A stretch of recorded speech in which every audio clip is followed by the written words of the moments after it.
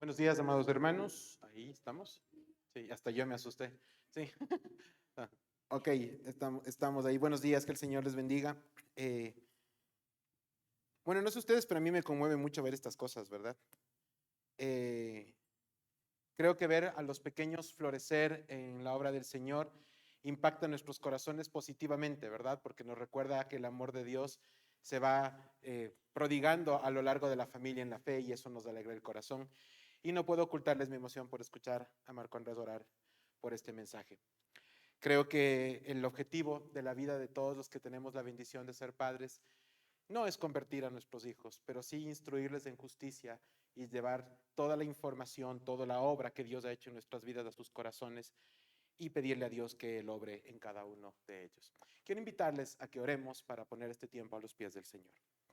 Amado Padre, gracias porque nos das la bendición y el privilegio de poder venir en esta mañana a congregarnos y a tus pies, Señor mío, agradecidos, desafiados, confrontados, Señor, y confortados también, darte gracias.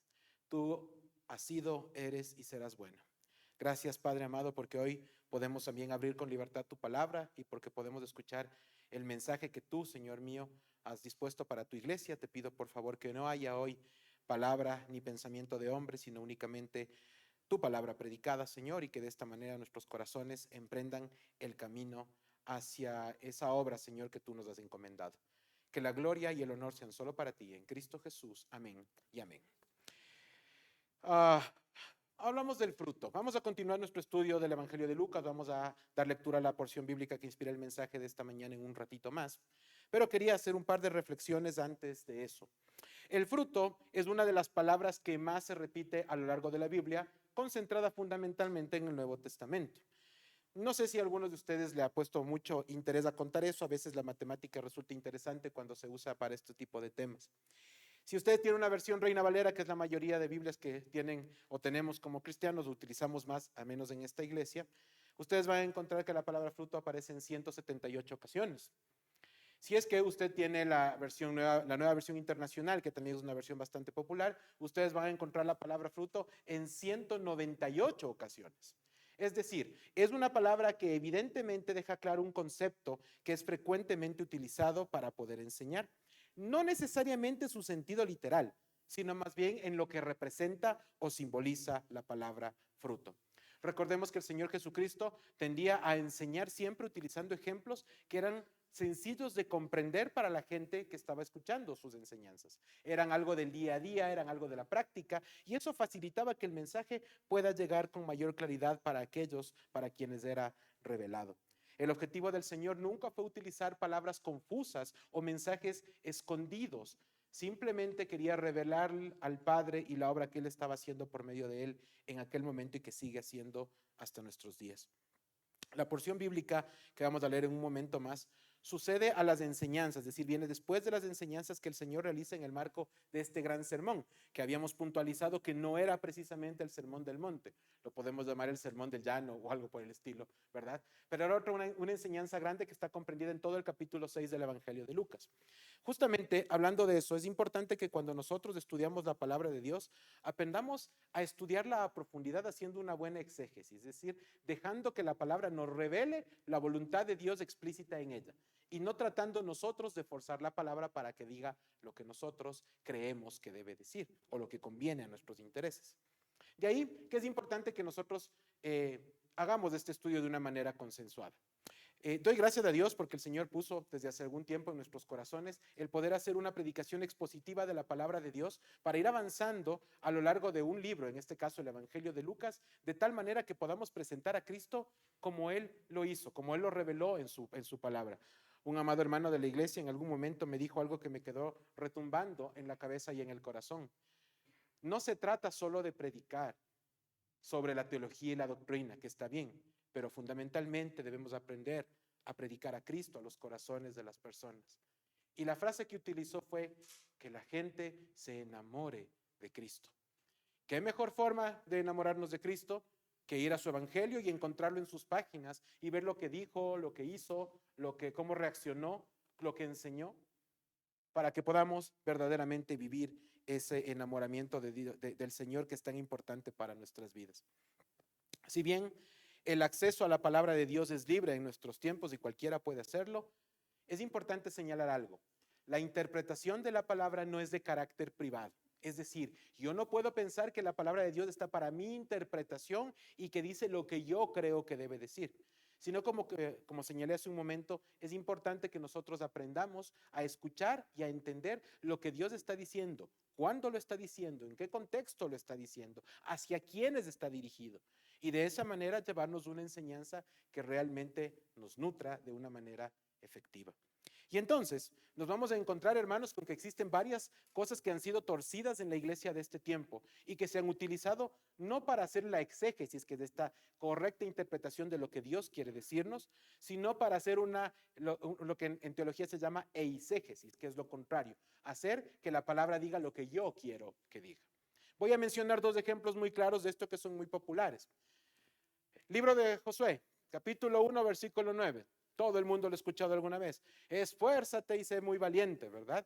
Y a todos nos gusta porque regularmente, ¿qué entendemos o qué nos enseñaron con eso? Que se trataba de un versículo que nos invitaba a que nosotros debemos ser esforzados y valientes, a que debemos de enfrentar cualquier cosa, a que podemos hacerlo de la mano del Señor. Y se convierte entonces en una exaltación no a la obra de Dios, sino a lo que yo puedo hacer cuando me esfuerzo y soy valiente. Eso es un error de interpretación. Si es que yo soy un poquito más cuidadoso en esto, voy a leer los 8 versículos que preceden al versículo 9.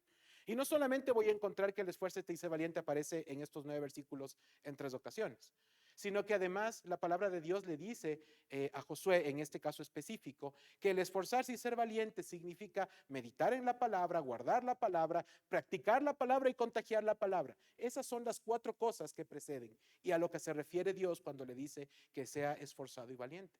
A ninguna otra cosa, absolutamente a nada más.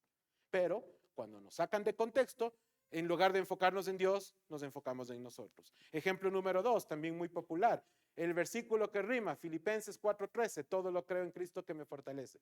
¿Sí? Versión Reina Valera 60, si no, no rima. Ok, y entonces la gente dice, muy bien, todo lo puedo en Cristo que me fortalece, entonces yo me voy a lanzar de un puente y Dios me va a sostener porque yo creo en Dios, ¿sí? Yo voy a pararme en la 24 de mayo a la medianoche y no me va a pasar nada porque Cristo está conmigo, ¿sí? Y entonces empezamos a torcer la palabra de Dios para pensar que se convierte en una bandera de superpoder. Me voy a revestir de un superhombre que no soy para enfrentarme a las dificultades del mundo pensando que Cristo me va a fortalecer porque la palabra dice que tiene que fortalecerme. Pero cuando yo estudio un poquito más a fondo y me voy a la carta de los Filipenses y entiendo que Pablo habla a la iglesia de Filipos en los 12 versículos que preceden a este de acá y les dice, miren, estuve en la riqueza, estuve en la pobreza, naufragué, estuve preso, me apedrearon, casi me matan. En todo esto, todo lo puedo en Cristo que me fortalece. Entonces la enseñanza era que él aprendió a contentarse sin importar cuál era la circunstancia que atravesó. Y Dios le sostuvo en la medida en la que él estuvo sujeto a su perfecta voluntad. Y eso era todo. Pero sí se dan cuenta que cuando simplemente sacamos un versículo de contexto y lo empezamos a repetir, se tuerce totalmente lo que aprendemos. De ahí la importancia, hermanos, de regresar a la palabra y de hacer exposiciones como la que estamos haciendo en este ciclo de prédicas. Les invito, por favor, a abrir nuestras Biblias, ahora sí, con esto claro, en el Evangelio de Lucas, capítulo 6, versículos del 43 al 45. Conforme lo encuentran, les invito, por favor, que en reverencia a la palabra del Señor nos pongamos de pie. Lucas, capítulo 6, versículos 43 al 45.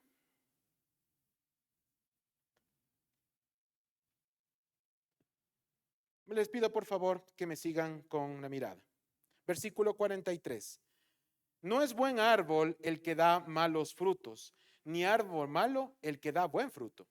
Porque cada árbol se conoce por su fruto, pues no se cosechan higos de los espinos, ni de las zarzas se vendimian uvas. El hombre bueno, del buen tesoro de su corazón saca lo bueno, y el hombre malo, del mal tesoro de su corazón saca lo malo. Porque de la abundancia del corazón habla la boca. Amén. Tomen asiento, por favor. Entonces, hermanos, entremos en materia. La problemática del mundo, hermanos, no redunda en que el mundo se siga comportando de una manera que ofende a Dios. Eso ya lo sabemos. Eso está muy claro. El problema está que la iglesia del Señor que está dentro del mundo no se comporte como el Señor quiere que se comporte, sino que lo hace como el mundo lo hace. Ese es el problema. ¿Qué diferencia hay entonces entre lo bueno y lo malo si los que estamos llamados a hacer lo bueno emulamos el ejemplo de lo malo? Ese es un gran problema. Y desde luego, hermanos, el problema en sí de la iglesia está justamente en este tipo de prácticas. Pero quiero empezar esta reflexión con una idea que quiero que permanezca en ustedes. El problema de los creyentes no es la calidad ni la cantidad de su fruto. Guárdelo ahí, lo vamos a desarrollar ahora. El problema, cuando aparentemente predicamos esta porción, siempre pensamos en el fruto, el fruto, el fruto. Ratito, ¿sí? No lo vamos a descuidar, pero realmente el problema no está ahí. Lo vamos a ver un poquito más adelante. Empecemos a estudiar la porción bíblica, versículo 43. No es buen árbol el que da malos frutos, ni árbol malo el que da buen fruto. Amados hermanos, ningún árbol enfermo da fruto bueno, así como ningún árbol sano dará un fruto amargo o peor aún dejará de dar. ¿Sí? Para los que les gusta los temas de las plantitas, esto es bastante evidente. ¿Cuál es el problema del árbol entonces? Es vital que nosotros exploremos lo que está sucediendo, hermanos, desde la raíz del problema. ¿Sí? Cuando nosotros tenemos un arbolito que deja de dar buen fruto y lo venía dando, uno no se preocupa y dice, bueno, ¿cómo será que yo arreglo este tema de los limones? ¿Sí? Mis suegros que hoy nos visitan acá en la iglesia tienen unos árboles de limones que son fantásticos. Dan limones, pero para llevar, ¿verdad? A montones. Yo estoy seguro que si en algún momento ese árbol deja de dar los limones o su calidad se pervierte, mis suegros no se van a preocupar, ni nadie va a venir a decir, bueno, ¿qué le pasará al fruto? ¿Será que le limpiamos al limón? ¿Estará medio raro? ¿Le pondremos a que le dé el sol de otra forma? El problema no está en el limón, el problema no está en el fruto, el problema está en el árbol. Algo pasa en el árbol. Hay alguna cosa que está sucediendo en el árbol, en las raíces, en el terreno. Algo está sucediendo que no permite que el árbol siga llevando el buen fruto que estaba llamado a dar y que todos esperábamos que dé. Y entonces, ¿cuál es la raíz del problema al donde queremos atacar en esta primera etapa, en este primer punto de la prédica? Me voy a ir al Evangelio de Juan, capítulo 3, versículos del 1 al 6. Es una exposición muy clara sobre el encuentro de Jesús con Nicodemo y lo voy a leer brevemente. Había un hombre en el versículo 1 de los fariseos que se llamaba Nicodemo, un principal de los judíos. Este vino a Jesús de noche y le dijo, Rabí, sabemos que has venido de Dios como maestro, porque nadie puede hacer estas señales que tú haces si no está Dios con él. Respondió Jesús y le dijo, de cierto te digo, que el que no naciere de nuevo no puede ver el reino de Dios. Nicodemo le dijo, ¿cómo puede un hombre nacer siendo viejo? ¿Puede acaso entrar por segunda vez en el vientre de su madre y nacer? Y respondió Jesús, de cierto te digo, que el que no naciere de agua y del Espíritu no puede entrar en el reino de Dios. Lo que es nacido de la carne, carne es. Y lo que es nacido del Espíritu, Espíritu es. Nos encontramos entonces, hermano, con una de las narraciones que están recogidas únicamente en uno de los evangelios, el Evangelio de Juan. Solo para recapitular, recuerden que el primer año del ministerio del Señor Jesucristo está recogido solamente en el Evangelio de Juan y lo que él hizo en Jerusalén de manera puntual.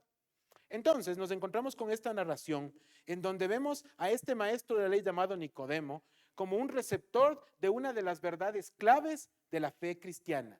El que no nace de nuevo no puede ver el reino de Dios.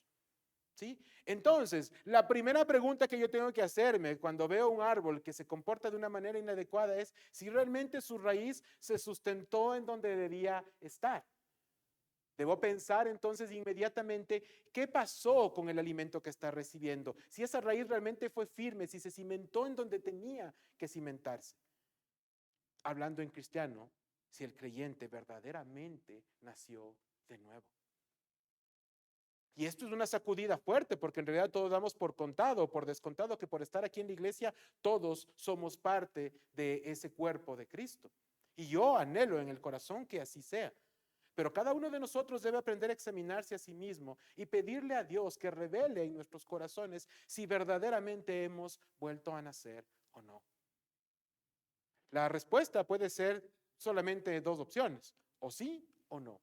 Si la respuesta es sí, gloria a Dios, porque significa que Dios ha obrado en su vida. Y si la respuesta es no, también gloria a Dios, porque se lo está revelando el Padre para que haga algo en su vida. Y eso no deja de ser una tremenda bendición. Y topamos esta porción, les decía, hermanos, porque lo primero que debemos evaluar es y son nuestras propias vidas, es ese nuevo nacimiento en nosotros. Ahora sí, viéndonos a nosotros mismos, no necesito que toda la iglesia venga a ver al árbol, sino que uno mismo reconozca cuál es la condición en la que se encuentra. ¿Sí? Entonces, hermanos, nos veremos abocados a encontrarnos contra nuestra propia naturaleza para reconocernos como somos. Así, como Dios nos trajo. No hay adornos, no hay nada que yo pueda darle a Dios a cambio, no hay nada que pueda de mí sorprender a Dios, ni agradar a Dios, ni decepcionar a Dios. Dios me conoce como soy. Por lo tanto, hermanos, el ejercicio de sinceridad es para uno mismo delante del Señor. ¿Sí? Entonces, nos vamos a empezar a preocupar de donde realmente debe venir el problema. ¿Sí? Entonces, hermanos, nuestros ojos inmediatamente empiezan a ser abiertos por medio de la fe salvadora que Dios nos da para poder entender nuestra condición de pecado y ser llevados al arrepentimiento. Y el arrepentimiento a su vez nos lleva a pedir perdón, el perdón a la misericordia de Dios, quien por amor finalmente nos perdona y nos reconcilia con Él. No por nuestro arrepentimiento, sino en los méritos de Cristo. Porque es por Él y por medio de Él que toda esta obra se da. En mí no hay nada que rescatar, ni siquiera el haberme arrepentido, porque incluso eso vino de Dios. Y entonces, hermanos, esta misma porción nos lleva a la consecuencia natural de este sobrenatural hecho en nuestras vidas. Le dijo Jesús a Nicodemo, de cierto te digo que el que no naciere de agua y del Espíritu no puede entrar en el reino de Dios. Lo que es nacido de la carne, carne es, y lo que es nacido del Espíritu, Espíritu es. En otras palabras, no hallaremos nada espiritual en alguien que vive en la carne, su carne. Así de sencillo. Esta afirmación guarda un paralelo llamativo con lo que estamos viendo ahora en Lucas cuando hablamos del fruto, ¿verdad? Nos hablan del fruto bueno, el fruto malo, y aquí hablamos de los frutos del espíritu, el fruto de la carne. Ok, ¿sí? Y esto nos dice, wow, qué coincidencia. Hermanos, no es una coincidencia, es una prueba más de la consistencia bíblica. Toda la palabra de Dios es monolítica. Hace un par de semanas les decía que fue escrita en varios miles de años por más de 40 autores, o más bien de 40 escritores, porque el autor era uno solo y siempre ha sido uno solo. Dios es el autor de su palabra y por eso Él no se contradice en nada. Y lo que está escrito aquí se estableció en paralelo porque Él dispuso que se escriba en paralelo. Y permitió que nosotros lo entendamos así, que nuestro entendimiento se abra por puro afecto de su amor. Hermanos queridos, no estamos llamados a preocuparnos de la calidad o la abundancia del fruto del vecino, sino de nuestra salud espiritual. Como espirituales que estamos llamados a ser, al reconocer que hemos vuelto a nacer por la obra de Cristo en nuestras vidas. Sabemos además que el mundo no lleva fruto, pero ¿qué pasa cuando el creyente tampoco lo lleva? O lo que lleva no es precisamente lo que se espera de él, que también puede llegar a pasar. E inmediatamente nuestra mirada nuevamente debe llegar no al fruto, sino al árbol. ¿Qué está pasando en mi vida que no permite que yo, habiendo nacido de nuevo, siendo un creyente, esté llevando el fruto que se espera naturalmente de mí? Y entonces te voy a irme nuevamente a la palabra de Dios, al Evangelio de Juan, nuevamente a Juan, pero esta vez unos capítulos adelante. Juan capítulo 15, versículos del 5 al 7. Y dijo el Señor Jesucristo, yo soy la vid, vosotros los pámpanos. El que permanece en mí y yo en él, este lleva mucho fruto, porque separados de mí, nada podéis hacer. El que en mí no permanece será echado fuera como pámpano y se secará y los recogen y los echan en el fuego y arden. Si permanecéis en mí y mis palabras permanecen en vosotros, pedid todo lo que queréis y os será hecho. Amados hermanos, les invito a que ustedes extiendan un momento sus manos y las vean detenidamente. Las suyas, no las del vecino. Miren sus manos. Algunas son grandes, otras son pequeñas, unas más gruesitas, otras flacas, otras tienen callos, otras son suavitas, ¿sí?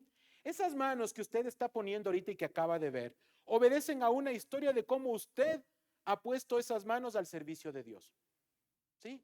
Lo que significa que sean cuales sean las características de sus manos, mientras hayan sido puestas al servicio y a la obra de Dios, son agradables a Él sin importar cómo luzcan, ¿sí? ¿Por qué?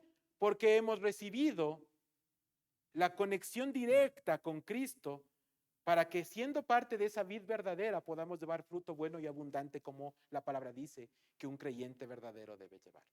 Pero cuando en algún momento nuestras manos se han vuelto ociosas y se han acostumbrado a estar así, evidentemente no va a haber fruto que se pueda sostener. Una de las cosas que marcaron mi niñez fue la enseñanza de mi papá de no andar nunca con los brazos en los bolsillos. ¿Sí? Y yo no entendía por qué, ¿verdad? Hasta que un día me caí.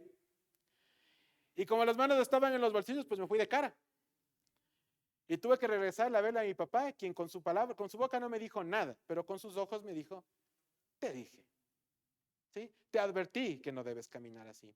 Y es que las manos están llamadas a la acción, no son solamente para calentarnos y para estar guardadas, deben estar listas para hacer, para bendecir, para dar buen fruto.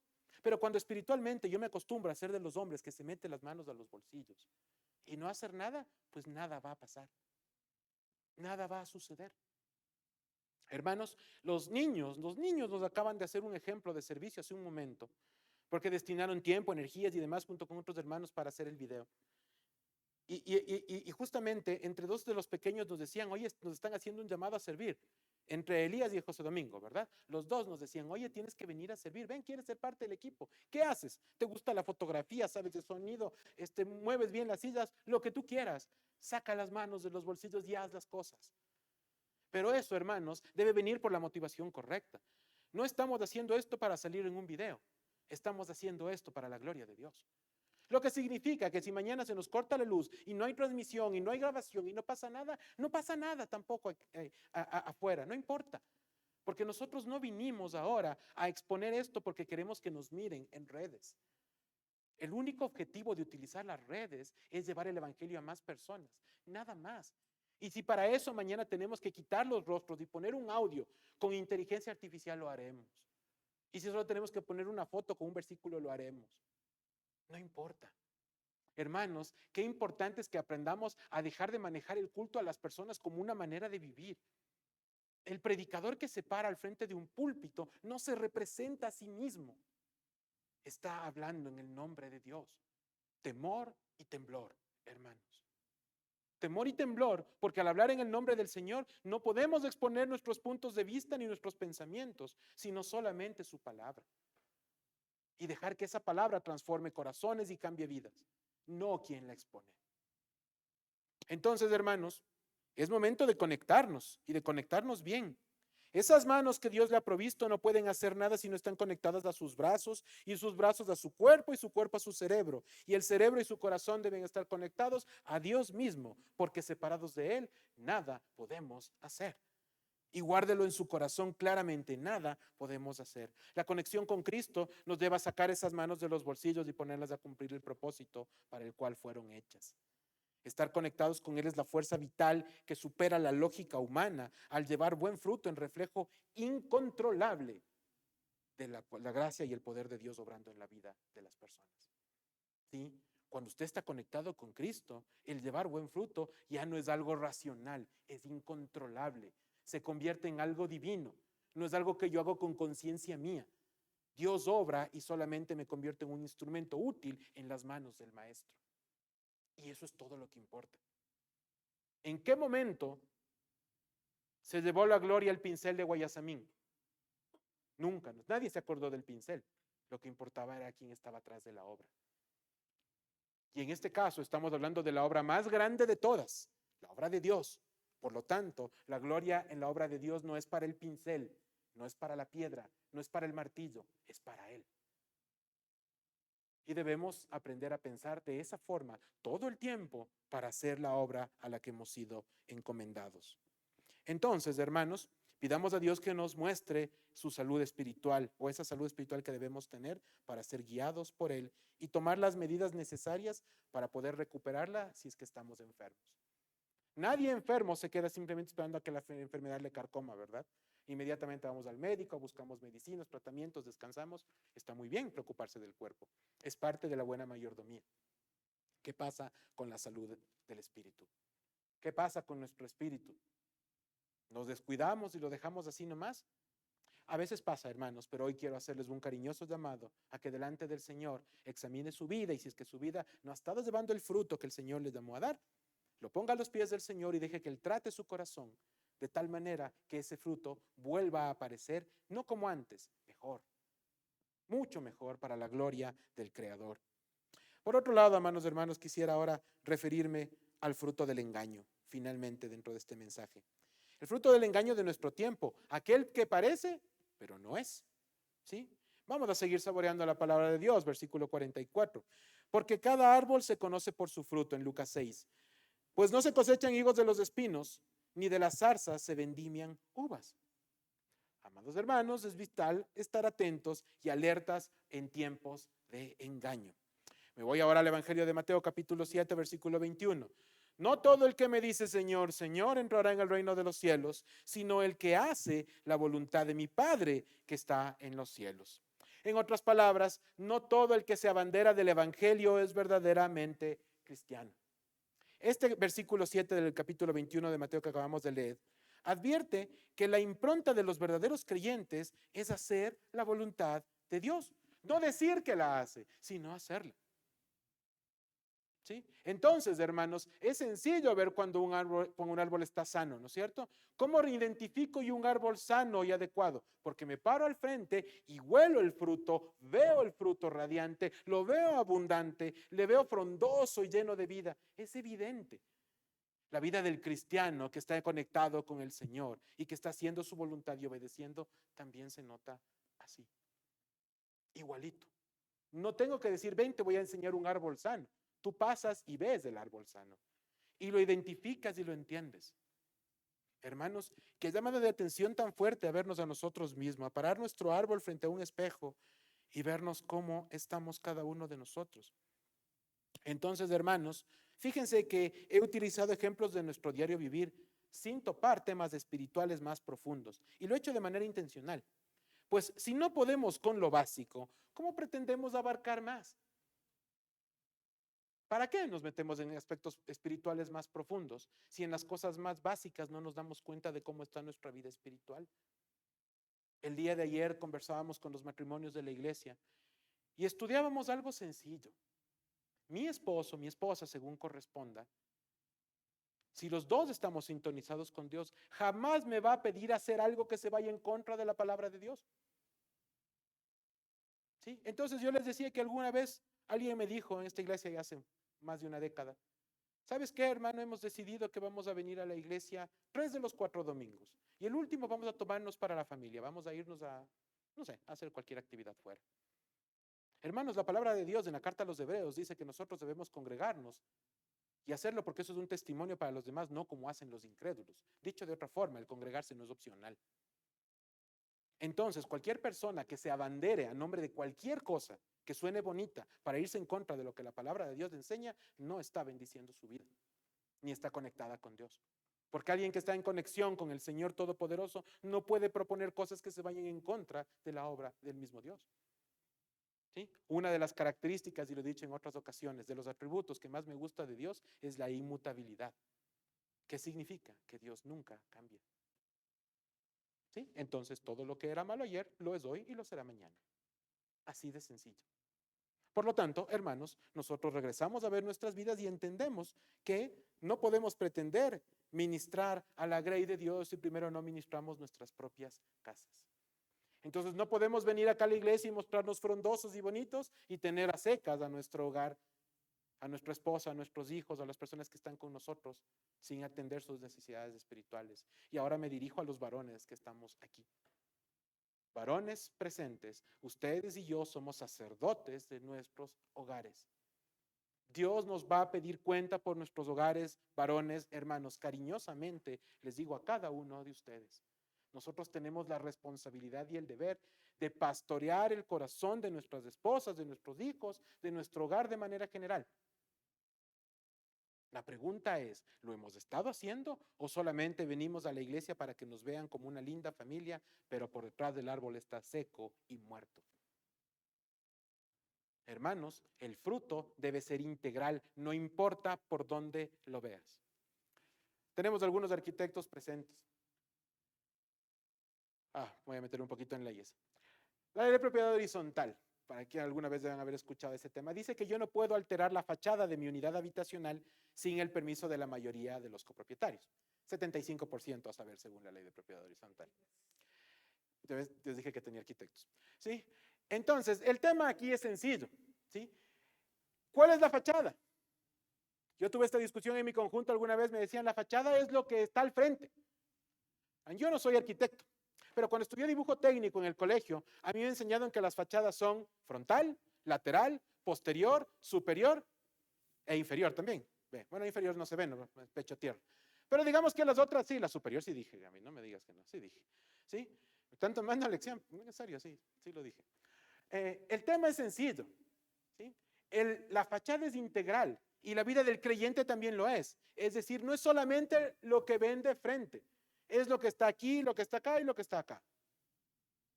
Así de fácil. Yo soy una sola cosa.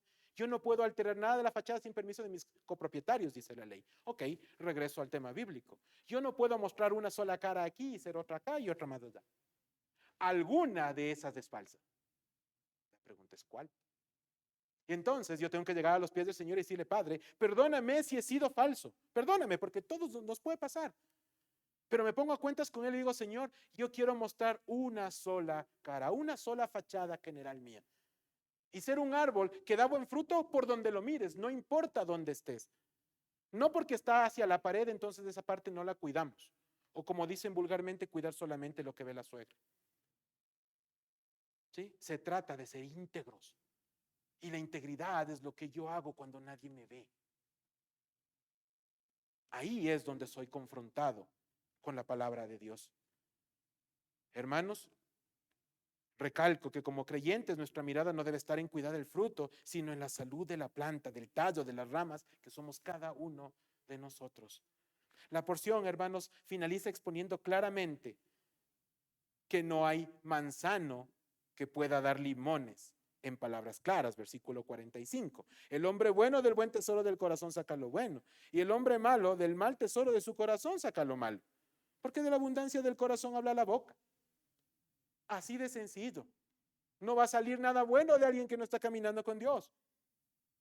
¿Sí? Y si parece ser bueno en algún momento, solo es cuestión de tiempo. Se caerá. Se caerá. Hermanos, que nuestro hablar y nuestro proceder no nos sorprendan, pues de la abundancia del corazón habla la boca. Todos nos podemos airar y molestar en diferentes momentos, todos podemos estar tristes, podemos estar decepcionados, pero nuestra reacción es nuestra verdadera responsabilidad. La calidad de nuestro fruto no está condicionada al lugar ni a las circunstancias, no depende del clima, depende de lo que está pasando en mi corazón y en mi vida. Yo no puedo decir, no es que yo no debo buen fruto porque no me ayudan, porque no me apoyan, porque no me llaman, porque no me buscan. El asunto del fruto no depende del entorno, sino de usted. ¿Sí? Y de mí. No me voy a salir de esta ecuación, todos estamos en el mismo saco. Y es importante que nos veamos de esa forma, hermanos, porque es la única manera en la que verdaderamente podremos dar soluciones integrales a nuestra vida. ¿Sí? Tomar decisiones integrales, radicales. Me acuerdo este viejo, no es un himno, pero sí una canción cristiana. ¿Se acuerdan? Señor, hazme un radical. ¿Sí? Ese tonito, tun, tun, tun, tun, tun, ¿no es cierto? Señor, hazme un radical. Desde las primeras canciones que yo aprendí en esta iglesia. La verdad no entendía a qué se refería el tema de la radicalidad, le soy sincero, pero con el correr del tiempo me he dado cuenta que si uno como cristiano no se vuelve radical en su manera de vivir, el mundo te come vivo. ¿Sí? Y no te vas a dar ni cuenta y vas a ser como el mundo y vas a estar con el mundo haciendo lo que el mundo hace y comiendo lo que el mundo come.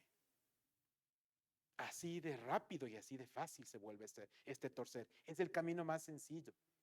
Si es que usted está en medio de un grupo, en su grupo de trabajo, en su familia y demás, la pregunta es, ¿todo su entorno se ha dado cuenta que usted es cristiano? Si la respuesta es sí, doy gloria a Dios nuevamente.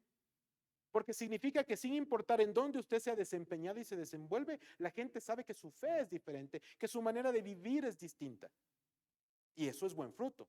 Y eso habla de un buen árbol que está bien conectado a la vida.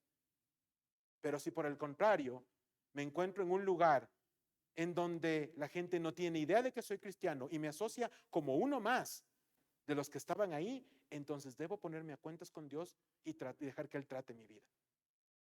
Porque yo no puedo permanecer como un cristiano tipo agente secreto, un doble agente, ¿no es cierto? Que parece que está, pero no está.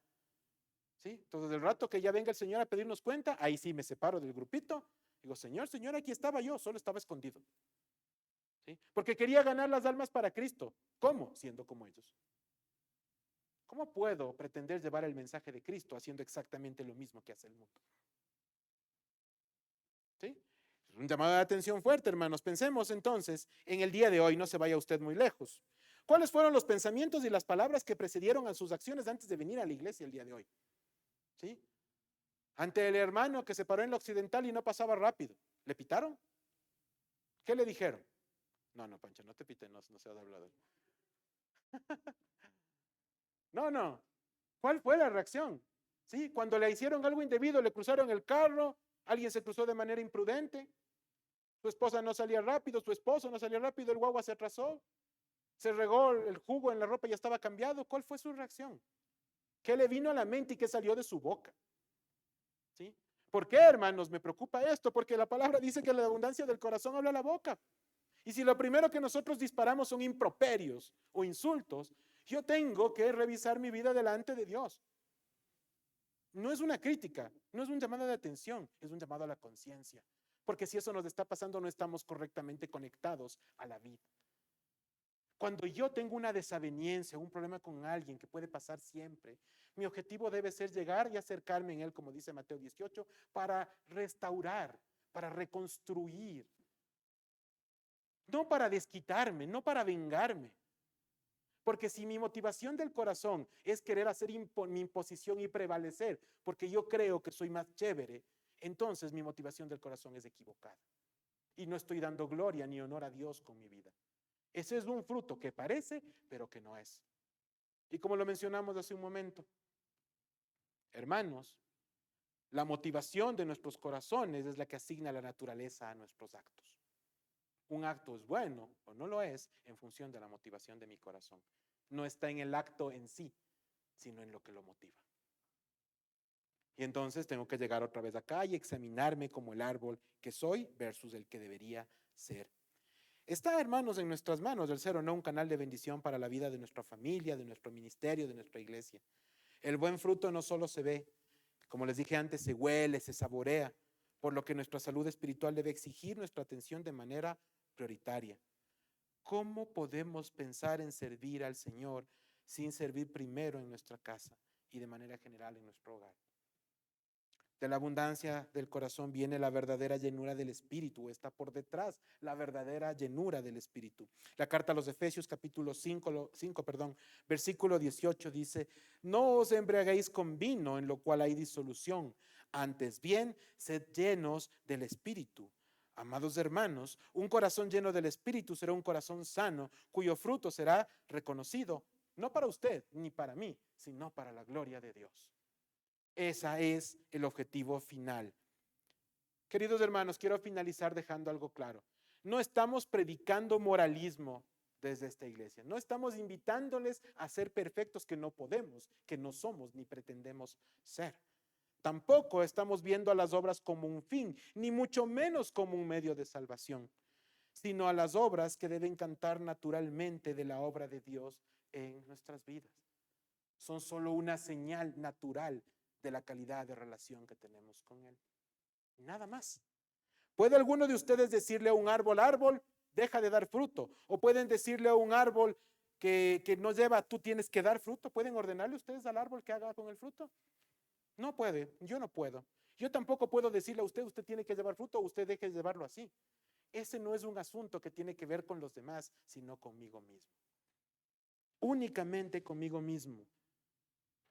Amados hermanos, el verdadero creyente es quien sin que se lo pidan o sin que se lo prohíban, simplemente ofrendará buenas obras que provienen de la obra que Dios ya hizo en su corazón. En otras palabras, no se decreta, no se proclama, solamente se vive. Y eso es la obra real de Cristo en nuestras vidas. Como dice el título que pensamos para esta porción bíblica, por nuestros frutos nos reconocerán, como dicen la mayoría de sus Biblias, pero por nuestra salud espiritual es que ese fruto verá la luz para la gloria de Dios. Amén. Oremos, Padre amado, gracias por darnos esta oportunidad de abrir tu palabra y de que apenas en 3 versículos, Señor, hallemos la exhortación que necesitamos sobre nuestras vidas para poder vivir como tú quieres que vivamos, para poder hacer la obra que tú quieres que hagamos. Padre de gloria, tú has sido bueno con nosotros y el día de hoy, Señor, te damos gracias por lo que nos llevamos para vivir, para practicar, para caminar en ti. En Cristo Jesús lo ponemos a tus pies. Amén y amén. Pasamos ahora, amados hermanos.